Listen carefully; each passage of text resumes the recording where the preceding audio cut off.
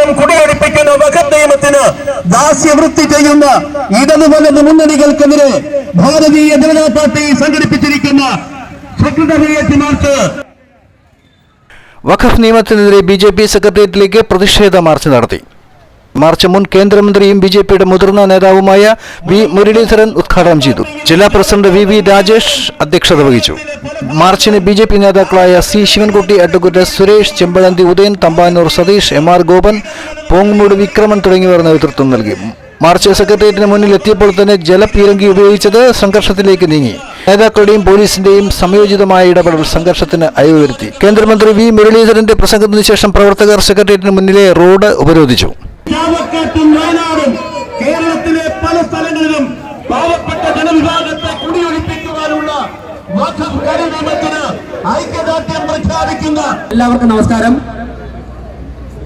കേരളത്തെ തന്നെ മുഴുവൻ വഖഫിന്റെ അവകാശത്തോടെ ഒരു പ്രത്യേക വിഭാഗത്തിന്റെ സ്വത്താക്കി മാറ്റുവാനുള്ള നിലപാടാണ് LDF, UDF നിയമസഭയ്ക്ക് അകത്തും പുറത്തും എടുക്കുന്നത്. ഇതിനെതിരെ ശക്തമായി തുടക്കം മുതൽ തന്നെ വോട്ട് ബാങ്കിനെ നോക്കാതെ പ്രതിഷേധ പരിപാടികളുമായി രംഗത്തിറങ്ങിക്കുന്ന BJP ആണ്. ഈ പരിപാടി ഉദ്ഘാടനം ചെയ്യാൻ വേണ്ടി മുൻ കേന്ദ്രമന്ത്രിയും BJPയുടെ ദേശീയ നേതൃത്വത്തിൽ പ്രവർത്തിക്കുന്ന മുൻനിര നേതാവുമായിട്ടുള്ള ശ്രീ വി മുരളീധരൻജിയുണ്ട്. എന്റെ അധ്യക്ഷ പ്രസംഗം അദ്ദേഹത്തിന്റെ ഉദ്ഘാടന പ്രസംഗത്തിന് ശേഷമാക്കാമെന്ന തീരുമാനത്തിന്റെ അടിസ്ഥാനത്തിൽ ഞാൻ അദ്ദേഹത്തെ ഉദ്ഘാടനം ചെയ്യാൻ ക്ഷണിക്കുന്നു. നന്ദി, നമസ്കാരം. കേരളത്തിന്റെ വിവിധ പ്രദേശങ്ങളിൽ ഇന്ന് ജനങ്ങൾ അങ്ങേയറ്റം ഭീതിയിലാണ് ഇന്ന് ജീവിക്കുന്നത്. കാരണം ഓരോ ദിവസവും പുതിയ പുതിയ പ്രദേശങ്ങളിൽ വഖഫ് ബോർഡിന്റെ നോട്ടീസ് കിട്ടിക്കൊണ്ടിരിക്കുകയാണ്. ഇത് കേവലം മുനമ്പത്തെ മാത്രം വിഷയമല്ല. മുനമ്പത്തിനപ്പുറത്ത് നിരവധി പ്രദേശങ്ങളിൽ വയനാട്ടിലും ചാവക്കാട്ടും പാലക്കാട്ടും എറണാകുളത്തും ഉൾപ്പെടെ നിരവധി പ്രദേശങ്ങളിൽ ആളുകൾ തലമുറകളായിട്ട് ജീവിച്ചുകൊണ്ടിരിക്കുന്ന ഭൂമി, ആ ഭൂമി കൈവശം വെച്ചിരിക്കുന്ന ആളുകൾക്കാണ് ഇപ്പൊ നോട്ടീസ് കിട്ടിക്കൊണ്ടിരിക്കുന്നത്. നാട്ടിലെ നിയമങ്ങൾക്കപ്പുറത്താണ് വഖഫിന്റെ തീരുമാനം എന്നുള്ള തലത്തിലാണ് ഇപ്പോൾ കാര്യങ്ങൾ നടക്കുന്നത്. ശ്രീമാൻ പിണറായി വിജയൻ പറയുന്നത് മുനമ്പത്ത് നിന്ന് ആരെയും ഇറക്കിവിടില്ല എന്നാണ്. ഇതൊരു വലിയ ഔദാര്യം പോലെയാണ് ശ്രീമാൻ പിണറായി വിജയൻ പറയുന്നത്. മുനമ്പത്ത് നിന്ന് ഇറക്കിവിടില്ല എന്നുള്ള പ്രസ്താവന കൊണ്ട് പ്രശ്നങ്ങൾക്ക് പരിഹാരം ഉണ്ടാകുമോ? അവർക്കവിടെ കരമടക്കാൻ കഴിയുമോ? അവർക്ക് ആ ഭൂമി പണയപ്പെടുത്താൻ കഴിയുമോ? അവർക്ക് ആ ഭൂമിയുടെ അടിസ്ഥാനത്തിൽ വായ്പ എടുക്കാൻ കഴിയുമോ? ഇന്നത്തെ ചില പത്രങ്ങളിൽ കുഞ്ഞാലിക്കുട്ടി ബിഷപ്പിനെ കണ്ടു പണം കൊടുത്തിട്ടുണ്ട്. നാളെ നടക്കുന്ന പാലക്കാട് തെരഞ്ഞെടുപ്പിന് മുൻപ് ജനങ്ങളെ തെറ്റിദ്ധരിപ്പിക്കാൻ വേണ്ടിയിട്ടുള്ള ഒരു നീക്കം എന്നുള്ളതിനപ്പുറത്ത് കുഞ്ഞാലിക്കുട്ടി പിതാവിനെ കണ്ടതുകൊണ്ട് മുനമ്പത്തെ ജനങ്ങൾക്ക് അവരുടെ ഭൂമി, ആ ഭൂമിയുടെ അടിസ്ഥാനത്തിൽ കരമടക്കാൻ സാധിക്കുമോ എന്നുള്ളതിലാണ് തീരുമാനം ഉണ്ടാകേണ്ടത്.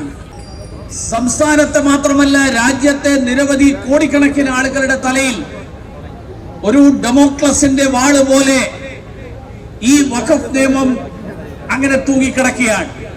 കാരണം വഖഫ് ബോർഡ് ഒരു ഭൂമിയെ സംബന്ധിച്ച് ഈ ഭൂമി ഞങ്ങളുടേതാണ് എന്ന് പറഞ്ഞു കഴിഞ്ഞാൽ അതിനെ ചോദ്യം ചെയ്യാൻ നിലവിലുള്ള നിയമങ്ങൾ അനുവദിക്കുന്നില്ല. കോടതിയിൽ ആർക്കും പോകാൻ പറ്റില്ല. നൂറ്റാണ്ടുകളായിട്ട് ജീവിച്ചു വരുന്ന ഭൂമി, ആ ഭൂമി ഇസ്ലാം മതസ്ഥനല്ലാത്ത ഒരാളാണെങ്കിൽ പോലും ആ ഭൂമി വഖഫ് ബോർഡ് പറയുന്നു ഇത് ഞങ്ങളുടേതാണ് എന്ന് പറഞ്ഞാൽ അതിനെ സംബന്ധിച്ചിട്ടുള്ള തുടർ നടപടികൾ നടക്കുന്നത് കോടതിയിലല്ല, വഖഫ് ബോർഡിന്റെ മുന്നിലാണ്. പക്ഷേ അങ്ങനെ ഭൂമി കൈമാറ്റം ചെയ്തതായിട്ടുള്ള പല രേഖകൾ വരുന്നു. വാഴക്കാല വില്ലേജിലെ